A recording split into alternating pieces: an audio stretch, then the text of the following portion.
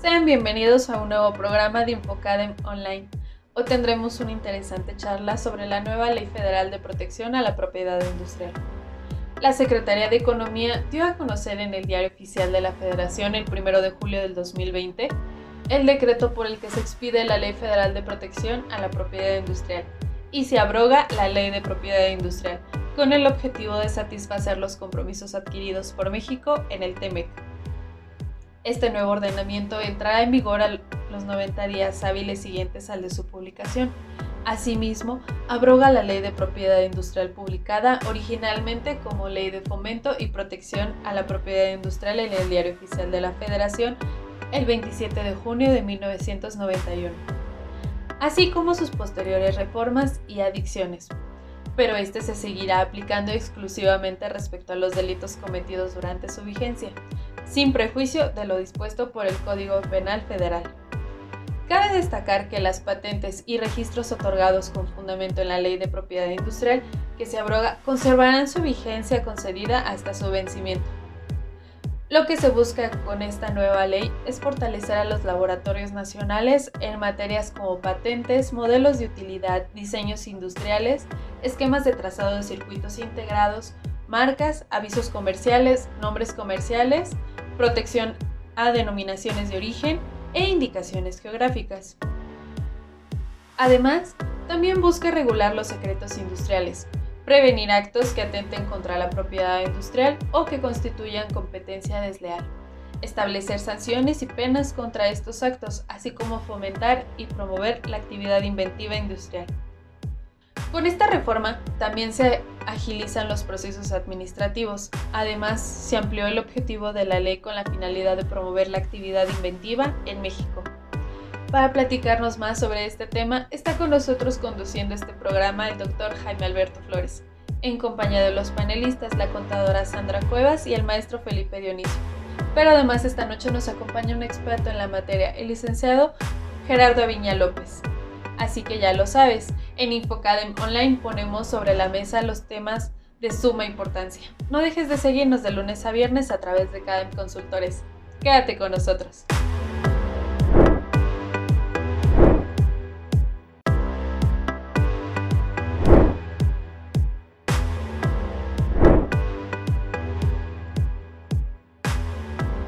¿Qué tal, estimados amigos? Estamos en Infocadem Online y en esta ocasión vamos a platicar de esta nueva Ley Federal de Protección a la Propiedad Industrial. Vamos a platicar de sus características principales, vamos a platicar de cuáles son los principales temas que contiene y nos va a acompañar un experto que va a platicar del tema. Quédese con nosotros.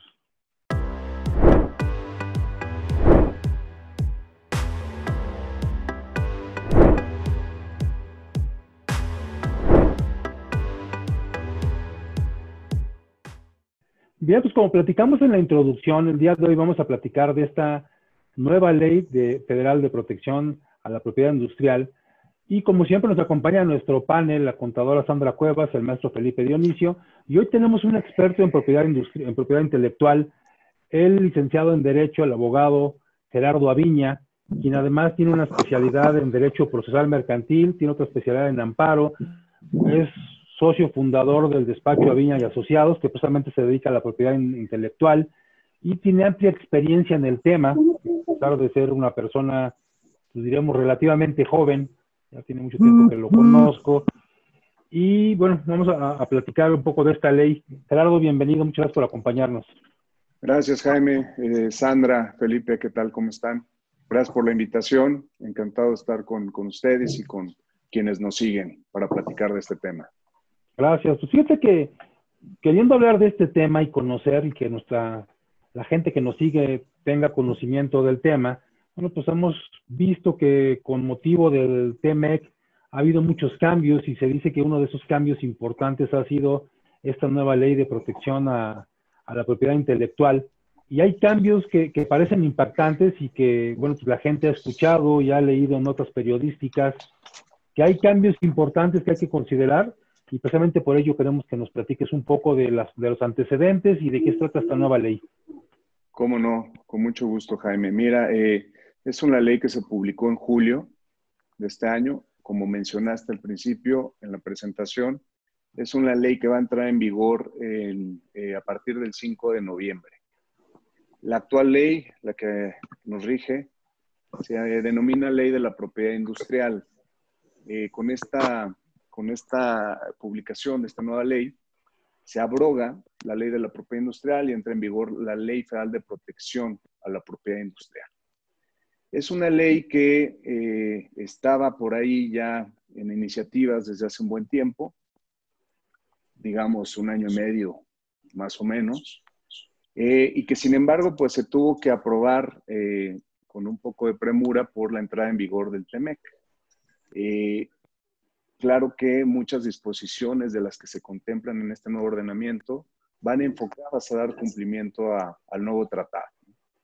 Sin embargo, me gustaría platicarles un poco de los antecedentes, no solo de esta ley, sino de la que se va a abrogar y que actualmente nos rige hasta noviembre, para, digamos, comprender cómo se han suscitado ciertos cambios importantes en la materia y a qué punto estamos llegando ya con este nuevo ordenamiento, ¿no?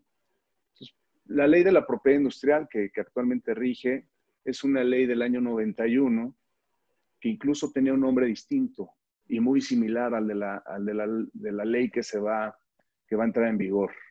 Era Ley de Fomento y Protección a la Propiedad Industrial, pero que tuvo una reforma muy significativa en el año de 1994 y fue precisamente por la firma del Tratado de Libre Comercio con América del Norte.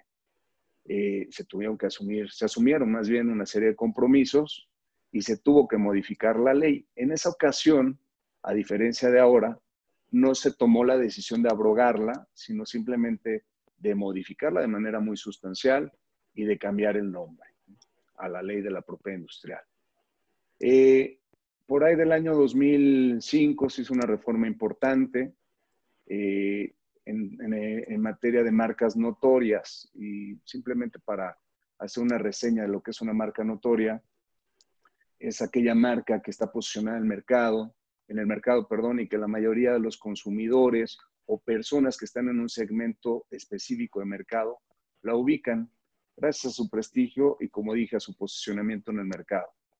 En nuestro país, en la legislación, se contemplaba la posibilidad de reconocer, de que la autoridad de forma discrecional pudiera estimar que una marca es notoriamente conocida y que pudiera, por lo tanto, asignarle esa protección.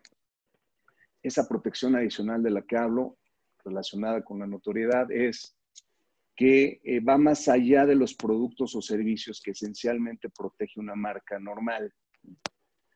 Al volverse notoriamente conocida y reconocérsele este carácter, amplía su ámbito de protección, no solo a aquellos productos o servicios que distingue, sino a cualquier otro que se le pueda vincular. En ese entonces se creó un procedimiento para lograr la notoriedad de la marca, una declaración por parte de la autoridad para que a mí, como un titular de derechos, me reconocieran esa protección. Además de la posibilidad de también que nos pudieran reconocer la fama de una marca. Y la fama va más allá. La fama, para que se reconozca, debe de recaer en una marca que todo mundo conoce, como Coca-Cola, McDonald's, etc. Esa fue una reforma en 2005. Después vino una reforma en 2006 en materia de franquicias, en donde principalmente se contempló todos los requisitos que debería de tener un contrato para que se pudiera considerar que existe una franquicia, y se estipularon ciertas situaciones relacionadas con esa figura, además de crear ciertas conductas que pudieran considerarse como infracciones relacionadas con franquicias. Todo esto para impulsar la figura y que tuviera una mejor y mayor protección. Después de 2006 tenemos una reforma muy importante en el año de 2016, en donde se crea por primera vez en nuestro país el sistema de oposición. El sistema de oposición consiste en que si yo tengo una marca registrada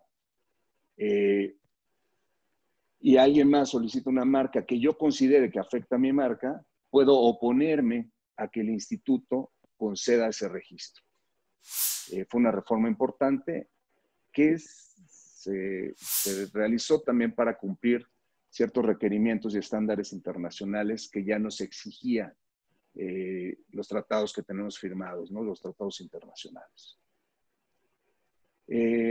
Posteriormente, en 2018... Antes de que continúes, sí, Gerardo, yo creo que nos vamos a quedar en 2016 en la oposición, que nos comentabas. Vamos a hacer un corte y regresamos para que nos sigas platicando estos antecedentes que me parecen sumamente interesantes e importantes para entender en dónde estamos hoy ubicados en esta nueva ley federal de protección a la propiedad intelectual. Vamos a hacer un corte y regresamos para seguir platicando de este tema. No te vayas. En un momento regresamos a Infocadem Online.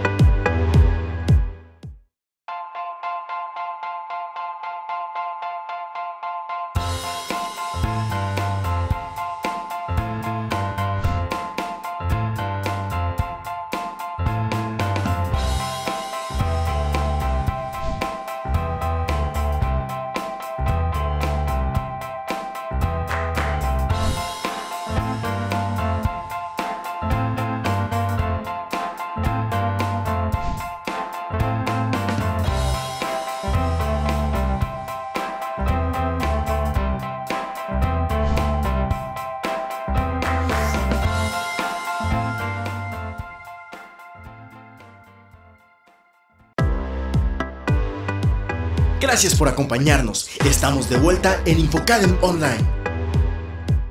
Bien, pues regresamos. Estamos platicando de los antecedentes de esta nueva Ley Federal de Protección a la Propiedad Intelectual y el licenciado Gerardo Aviña nos está platicando de este tema, de cuáles fueron los antecedentes y bueno, nos habíamos quedado en 2016 en este esquema de oposición que además era un reclamo internacional. ¿Y qué pasó después, Gerardo, como preámbulo para llegar a esta nueva ley?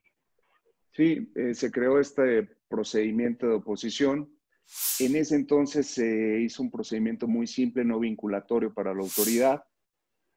Y bueno, es importante mencionarlo, los derechos para poder presentar una oposición son bastante altos, son de alrededor de 4,500 pesos.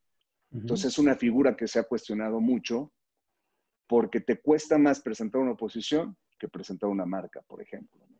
Y además, para que tú puedas estar detectando las solicitudes de marca que se van presentando, pues necesitarías de un sistema, como lo tienen las grandes firmas de propiedad intelectual, que están monitoreando las gacetas que se van publicando y van detectando posibles oposiciones. Pero si eres un empresario que tiene 2, 3 registros de marca, se vuelve muy difícil que puedas estar detectando estas oposiciones. Ahora, la ventaja es que no pierdes derecho, es decir, si se otorga un registro, tienes la posibilidad de, posteriormente, demandar su nulidad si es que consideras que afecta a tus derechos.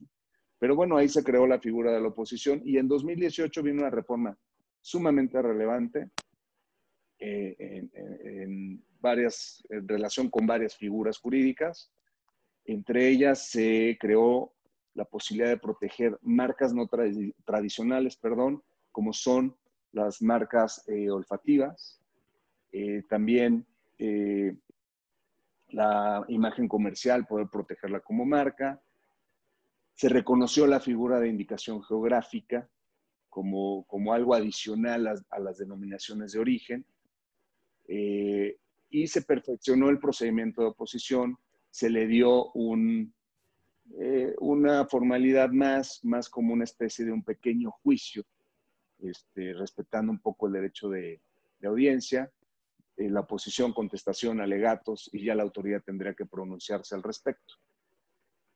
Bueno, todo eso hasta 2018, ¿no? Ahora viene ya esta nueva ley, que reitero, entra en vigor el 5 de noviembre, y si quieres, pues empiezo a puntualizar los aspectos más relevantes de este ordenamiento. Sí, claro, por favor. El primero de ellos, que parece pues mínimo o no, es que se decidió eliminar el tema de la moral y las buenas costumbres.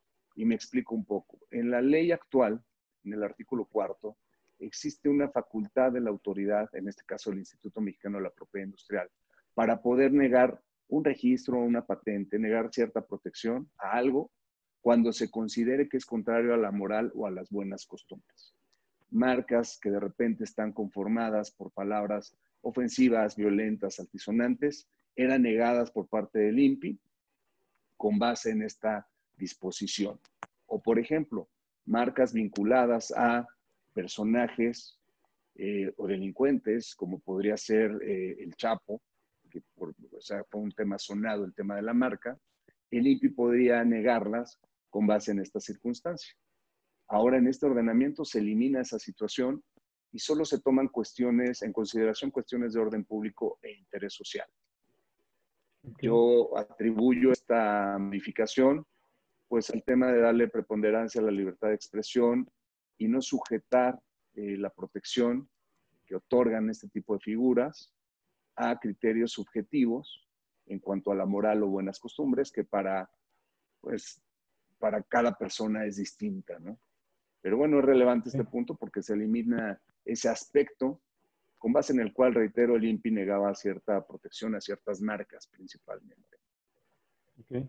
Después hay un tema relevante, es un certificado complementario. De repente, y sucede mucho en la práctica, algún laboratorio o alguna empresa que tiene una patente tarda por requerimientos gubernamentales en poder poner el producto, materia de la patente, en el mercado por algunas restricciones. En consecuencia, ese tiempo de vigencia de la patente, que es de 20 años, no renovables, se reduce drásticamente, ¿no? ¿Por qué? Porque a lo mejor presenté la solicitud de patente, esa fecha de presentación de la solicitud marca el inicio de la vigencia de la patente. Me tardé 2 años en que el Instituto Mexicano de la Propiedad Industrial me la concediera, pero, por ejemplo, hablando de un medicamento, COFEPRIS, en otorgarme el registro sanitario, se llevó más de 6 años.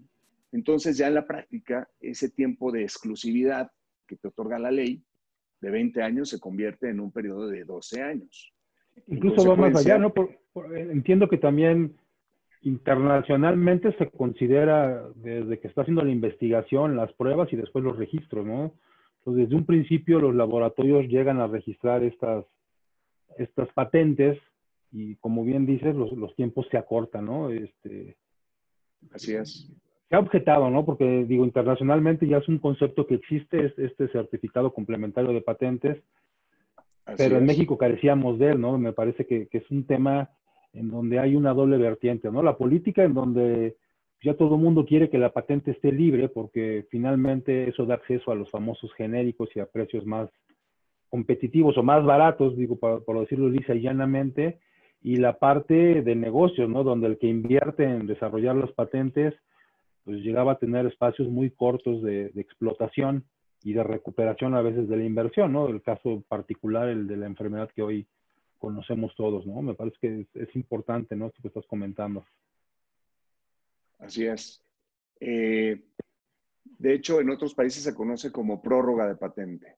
Y, sin embargo, al final, esta posibilidad solo es atribuible a causas imputables al instituto.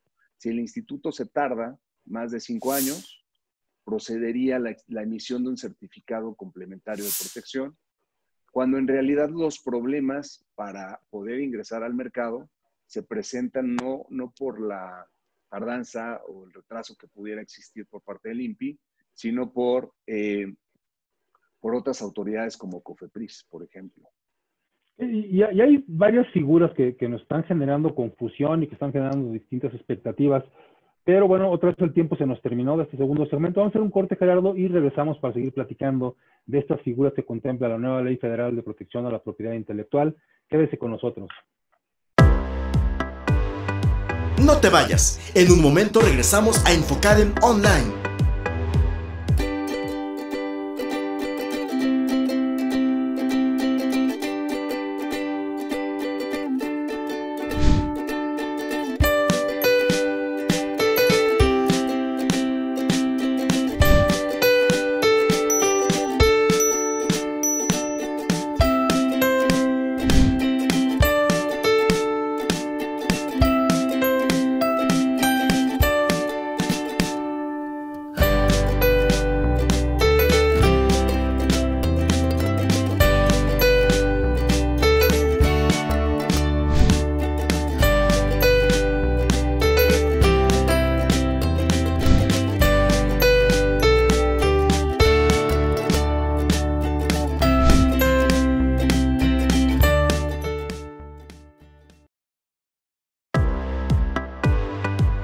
Gracias por acompañarnos. Estamos de vuelta en Infocadem Online.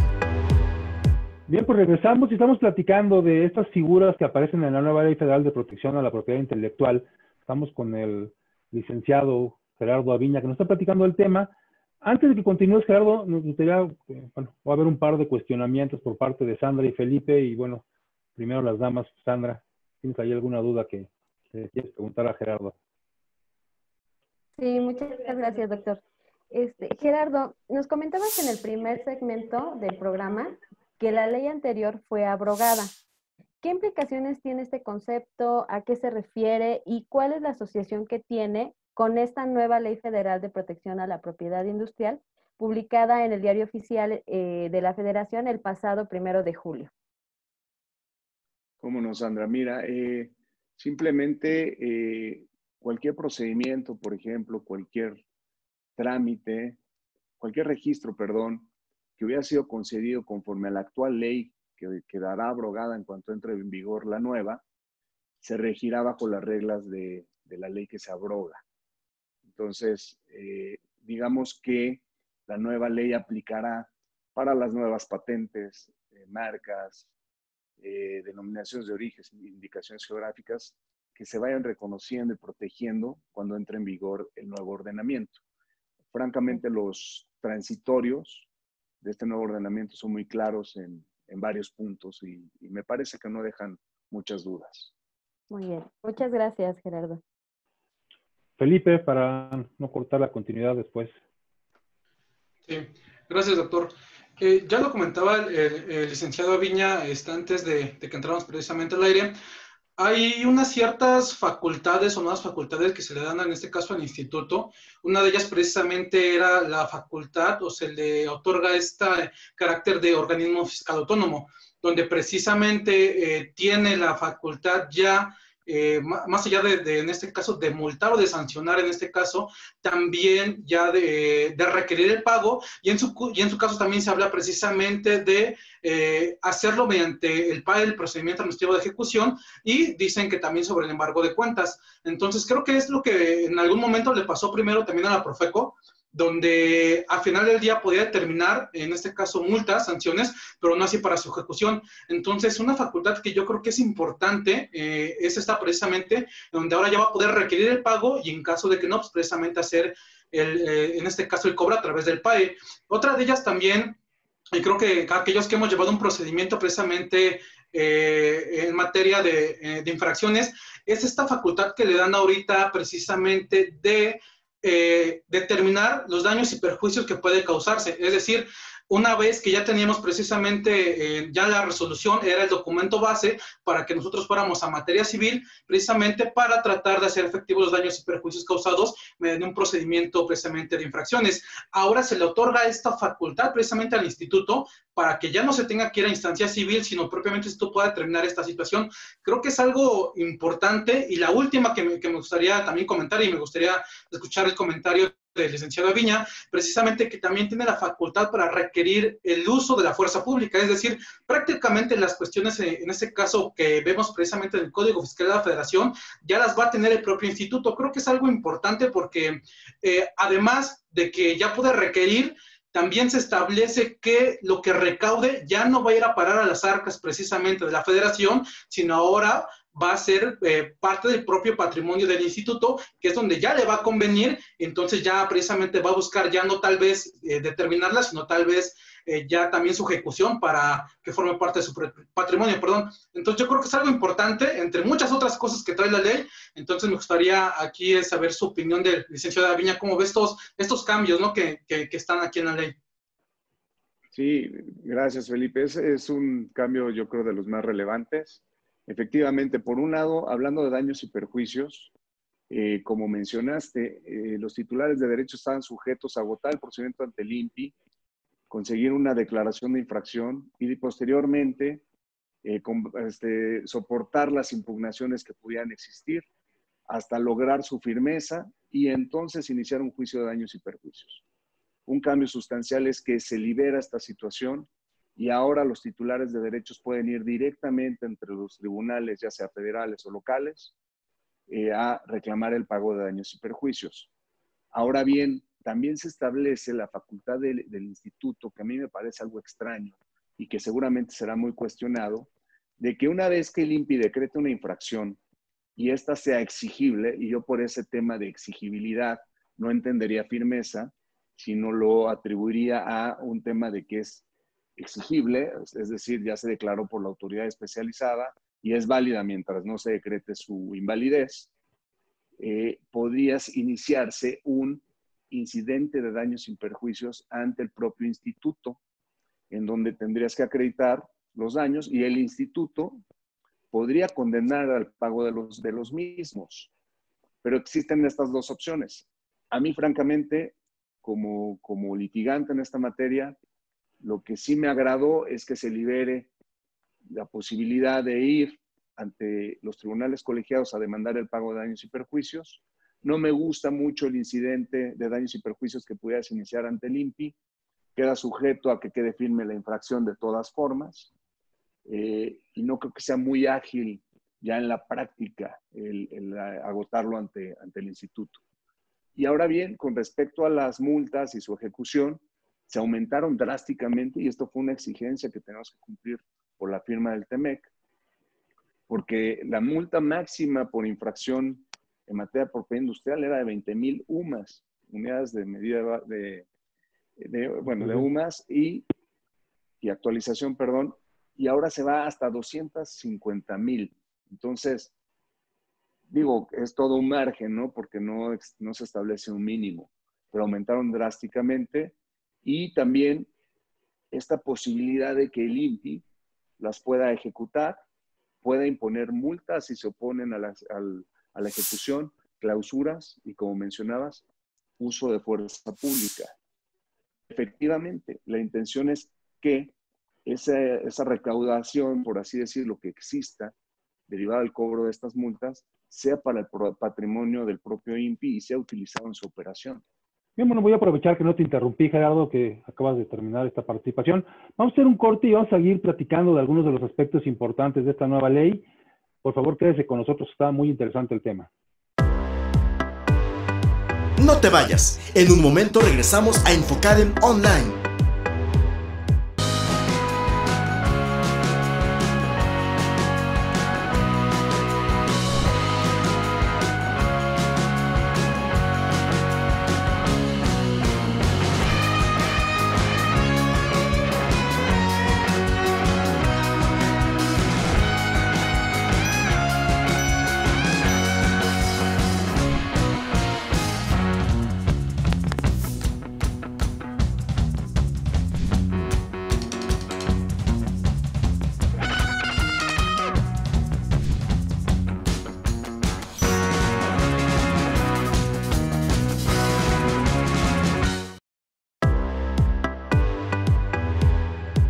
Gracias por acompañarnos. Estamos de vuelta en Infocadem Online.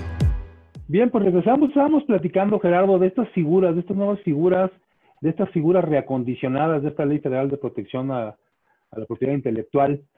Y hay cosas interesantes, esto que comentabas con Felipe, estas sanciones, esta posibilidad de que el instituto finque multas y que después las cobre, que las utilice para sus propias actividades.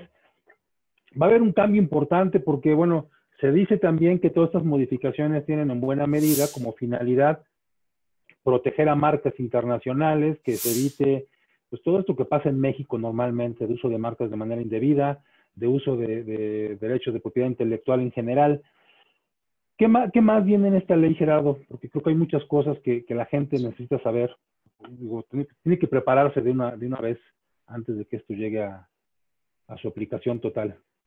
Así es, Jaime. Mira, otro cambio importante relacionado con este tema de represión de conductas infractoras es que la ley desde el 94 establecía la posibilidad de imponer medidas provisionales de aseguramiento de mercancía, de aseguramiento de rótulos, prohibición para usar una marca, prestar un servicio con la marca, etc. Y las reglas eran pues, muy claras. Era la persona que solicita la imposición de una medida ofrece una fianza, la persona afectada con la medida puede levantarlas mediante la presentación de una contragarantía. Ahora, se modificó esta situación, existen ambas posibilidades, ofrecer la fianza, exhibir contrafianza, pero ahora sí existe la posibilidad de que el instituto lleve a cabo una ponderación para determinar si es válido o no llevar a cabo el levantamiento de la medida. Y esto atendiendo a situaciones de orden público e interés social. ¿Por qué? Porque podríamos estar hablando de un medicamento que en realidad fue una falsificación y no sería válido que se levantara esa medida simplemente porque el afectado exhibe una contragarantía. Entonces, se endurece un poco más esta parte, se obliga a la autoridad a analizar la conveniencia o no de levantar esa medida, pero no desde el punto de vista de la afectación que pueda tener el presunto infractor, sino también desde el punto de vista de los consumidores y del público en general. Entonces, está este tema de las medidas, está la posibilidad de demandar directamente el pago de daños y perjuicios, se aumenta el monto de las multas drásticamente y efectivamente se endurecen este tipo de acciones para reprimir temas de uso ilegales de marcas y de piraterías, lo cual es bueno, pero también hay muchos casos en donde los empresarios por desconocimiento, por falta de atención, de cuidado, desconocimiento, pues sin querer usan una marca que no saben que está registrada, compran un producto que está amparado por una patente y lo compran de quien no es el titular de la patente, contratan un empleado que trae cierta información y know-how de una empresa competidora y pueden incurrir en un tema de infracción por secretos industriales, etcétera. Entonces, pues se puede incurrir ya en una situación mucho más delicada de lo que actualmente tenemos, ¿no? Se incurrirá, ¿no?, esta posibilidad de demandar los daños y perjuicios, pero también podrías incurrir en un delito de falsificación de marcas, por ejemplo, o de apoderamiento de información confidencial, de secretos industriales. Entonces, se va a volver... infracciones, ¿qué tan graves son las infracciones por violación a los secretos industriales que comento? Fíjate que es algo novedoso, Jaime. Los secretos industriales se manejaban, se protegían, bueno, más allá de que se protegían, se hacían valer a través de acciones civiles de daños y perjuicios en forma directa, porque no había causales de infracción, o por la vía penal, por violación de secretos industriales. Ahora ya se crearon dos tipos de infracción que tienen que ver con secretos industriales, y esto también es parte de las exigencias del tratado, porque en Estados Unidos y Canadá el tema de secretos industriales siempre ha sido manejado como un tema de competencia desleal, que en realidad sí lo es. Entonces se abre la posibilidad de llevarlos ante la autoridad administrativa como una opción más a la acción civil y a la acción penal. No me hubiera gustado si estuviéramos sujetos aún a que tuviéramos que agotar la infracción ante el INPI y que quede firme para después ir a los daños y perjuicios. Ahora me parece muy bien que ya no estamos sujetos a eso y que se crea un tipo de infracción relacionado con secretos industriales que nos permitirá, por ejemplo, pues llevar a cabo la implementación de medidas, cosa que en vía civil se vuelve muy complejo y que en materia penal también. Si hay alguien que le pudiera entender más al tema de los secretos industriales, cómo se conforman, qué tipo de información puede ser, es el Instituto Mexicano de la Propiedad Industrial. Y para tener un poco más de luz, cuando hablamos de secretos industriales, ¿qué entendemos? ¿Cuál es el alcance del concepto? Es cualquier tipo de información valiosa que, bueno, debe de tener el carácter de confidencial, pero que te debe de dar una ventaja competitiva y debe de tener aplicación industrial. Es decir, cualquier información en tu negocio que te haga diferente a tu competidor. Nosotros somos buenos porque operamos así, tenemos estos procesos, tenemos todo este equipo de trabajo que desarrolla estas actividades. Puede ser tan básico como una receta de alimentos, una lista de clientes, etcétera. ¿Por qué? Pues porque es información valiosa y es la información en la que radica tu know-how, ¿no? Lo que se conoce como el know-how. Entonces, se vuelve importante. Hay muchos casos de violación de secretos industriales que por falta de conocimiento, pero sobre todo por falta de protección de los mismos, no llegan a buen término cuando se ejercitan acciones relacionadas con esta figura. Porque el principal error que se comete es que casi todos nos quedamos en la etapa de tengo un convenio de confidencialidad, tengo acuerdos de confidencialidad dentro del contrato individual de trabajo, etcétera, pero nunca llevamos a cabo la protección de la información. Y uno de los requerimientos es acreditar la existencia previa de la información, previa a que la divulgues, previa a que firmes los contratos de confidencialidad.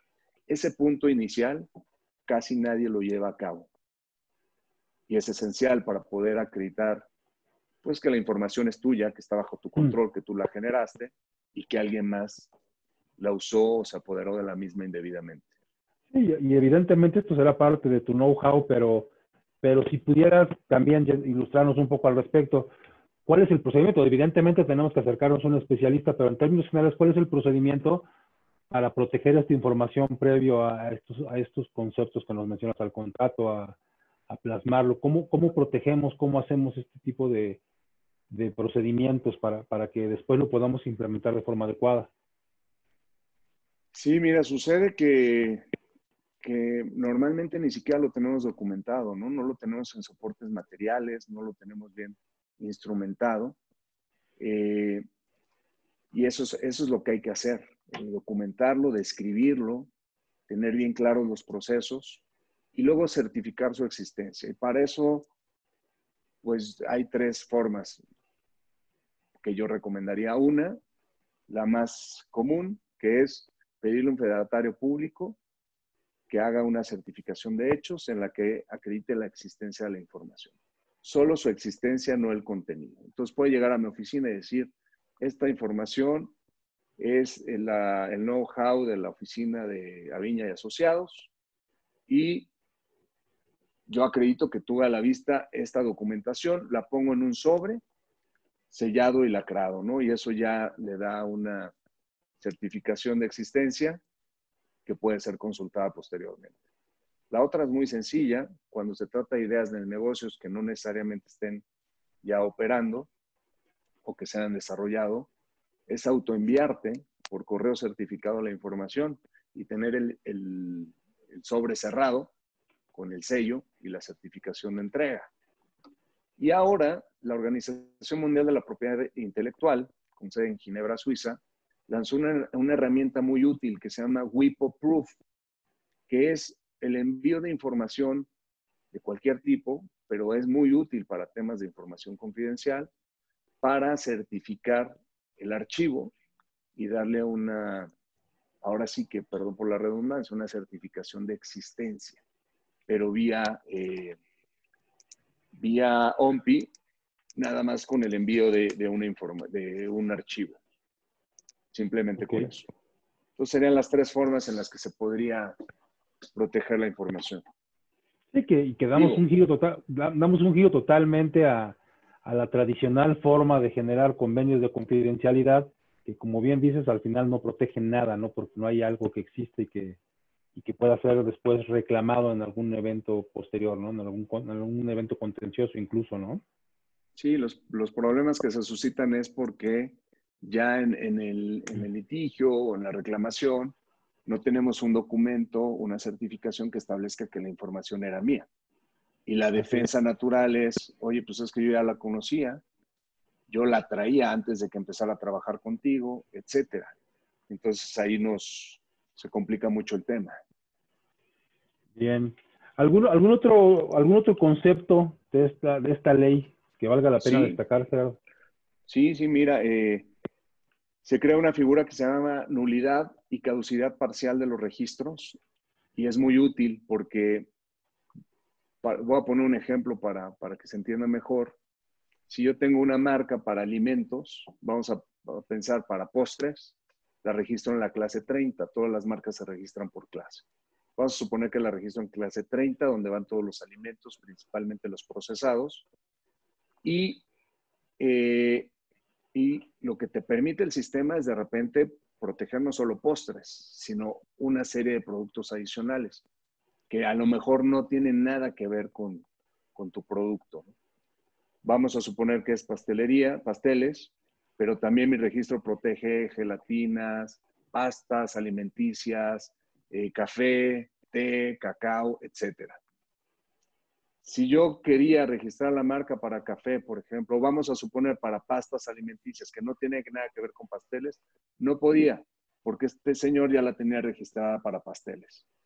Y si demandaba la caducidad y decía, es que nada más lo usan en pasteles, no lo usa para lo demás, no importaba. Mientras lo usara para algún producto de toda su protección, era suficiente.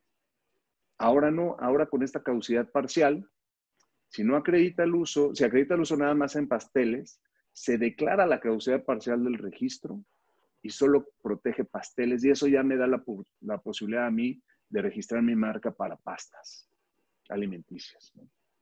Ok, Sandra. Es una figura muy útil. Sandra, ¿para qué? Gracias, doctor. Gerardo, otra de las modificaciones que tiene esta nueva ley es que regula el uso de la firma electrónica avanzada o cualquier otro medio de identificación de los particulares, así lo menciona la ley, que el instituto reconozca, para la realización de algunos trámites, ¿no? Entonces, esto atañe a que de manera que los documentos que presente, en este caso por medios electrónicos el instituto, produzcan los mismos efectos que un documento físico, es decir, que tengan el mismo valor probatorio. ¿Tú qué opinas al respecto? ¿Este cambio es bueno? ¿Cuál es tu percepción?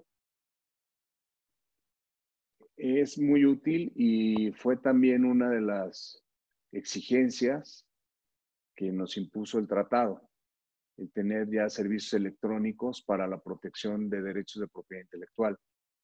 La marca en línea ya tiene aproximadamente 3 años, me parece, ya ha funcionado de manera muy efectiva. Francamente, el instituto, con este tema de la contingencia, apresuró la posibilidad de seguir la tramitación de marcas que no necesariamente se iniciaron por la vía electrónica, pero que ya pudieran seguirse como tal. Y sobre todo, el tema de patentes. Generó todo un sistema para que la tramitación de las patentes se pueda hacer en línea. Entonces me parece muy, muy útil, muy necesario ya en estos tiempos, y ha funcionado muy bien para todos los que nos dedicamos a esto, porque pues, nos permitió seguir sirviendo a nuestros clientes, protegiendo ideas de nuestros clientes a través de la vía electrónica. Donde estamos un poquito atrasados es en el tema de derechos de autor. El Instituto Nacional del Derecho de Autor sí está muy retrasado en este punto, pero en propiedad industrial y por lo que hace al INPI, los temas van funcionando muy bien. Prácticamente podemos tramitar todo en línea, salvo los procedimientos de declaración administrativa que se siguen en forma de juicio, que tienen por lo menos el avance de que ya muchas notificaciones ya son electrónicas. Así es, ¿no? Y con los momentos de contingencia, como lo mencionas, creo que toma mayor relevancia el poder hacer estos trámites de forma electrónica. Muchas gracias, Gerardo. Felipe, también, ¿tienes por ahí algún comentario? Sí, gracias, doctor.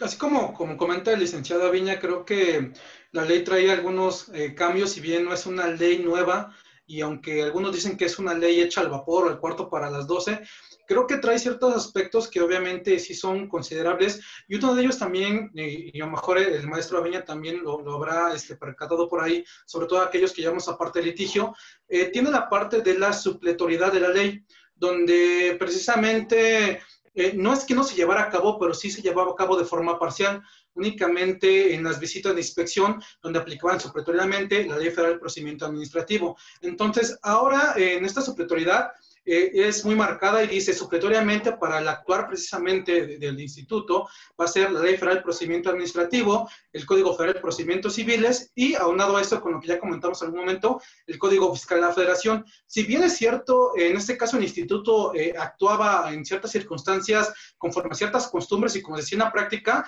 creo que no le cae mal que ahorita ya precisamente rija su actuar supletoriamente bajo estas leyes, porque creo que al final del día da un poco más de certeza en este caso para las personas o los litigantes, los que postulan, porque había ciertas situaciones donde a veces el instituto como que dudaba y decía, había controversia, ¿no? Porque si es que, ¿sabes qué? Es que no me es aplicable, ¿no? Sí me aplica, pero únicamente parcialmente para este procedimiento, por lo demás no me aplica. Entonces yo creo que ha sido un poco más de certeza, y si bien es cierto, no es un cambio tan trascendental ni tan importante, creo que sí en la práctica, pues sí va a ayudar un poco en este caso a aquellos que se dedican a esa parte contenciosa. Sí, definitivo, es muy útil que ya la ley de manera específica y clara señale que la ley supletora es la Ley Federal de Procedimiento Administrativo, y posteriormente, en lo que no se pueda suplir, sea el Código Federal de Procedimientos Civiles. Sí, francamente, cuando se dio toda esta reforma en el año 2000, quienes ya nos dedicábamos a esto padecimos mucho porque no sabíamos cuál era la ley que aplicaba. En ese entonces, cualquier resolución del INPI era atacada a través de un amparo indirecto, y de repente, pues con la entrada en vigor, más bien con la extensión de la Ley Federal de Procedimiento Administrativo a la organización pública descentralizada, es decir, se amplió el ámbito también a las funciones del INPI, se creó un recurso de revisión y luego la obligación de impugnar los actos del INPI a través del juicio contencioso administrativo. En ese entonces era Tribunal Fiscal de la Federación, ahora Tribunal Federal de Justicia Administrativa. Entonces sí fue muy complejo. Una de las virtudes de esta ley es que ordenó de mejor forma las disposiciones. La ley ya estaba muy parchada, había muchas situaciones que estaban en el reglamento bueno, pues que si alguien quería revisar no las iba pues a detectar de manera adecuada, etcétera. Se abrió todo un capítulo de reglas generales, de reglas de representación, de notificaciones, digo, recabando las diferentes disposiciones que están en el reglamento, algunas disposiciones también de la Ley Federal de Procedimiento Administrativo, como el tema de la figura de alegatos, que inicialmente no estaba contemplada para los procedimientos del INPI, etcétera. Esa es una gran ventaja, porque ya es una ley que francamente yo me atrevería a decir que es la principal virtud, ¿no? Que es más ordenada y más clara en ese sentido, porque sí muchos padecimos con todos esos cambios repentinos, en donde incluso pues nosotros no sabíamos que un recurso, un medio de impugnación, podía establecerse en un ordenamiento distinto al que rige el acto, ¿no? Ahora ya estamos muy acostumbrados, pero en ese entonces no, era así, ¿no? Muy bien, Gerardo. Pues creo que de todos los temas que platicamos hoy, bueno, la gente tendrá muchas inquietudes y ello pues nos compromete a pedirte que nos hagas el favor de acompañarnos para ver algunos de los temas particulares. Creo que muchos de ellos dan para un programa, la parte de los secretos industriales, la parte de los certificados complementarios de patentes, los nuevos esquemas de marca que tenemos que proteger también dentro de las empresas y que podemos además, ¿no? Porque hay nuevas posibilidades dentro de las marcas. Entonces, y bueno, pedirte que nos acompañes en alguna otra ocasión con algunos de los temas que tocamos, porque bastantes de ellos podrían servirnos de base para un programa completo. Y bueno, pues muchas gracias, Gerardo, por estar con nosotros. Hombre, a ustedes encantado y con mucho gusto espero tener el gusto de platicar con ustedes de estos temas tan interesantes. Claro Un que abrazo. sí. Muchas gracias y hasta la próxima.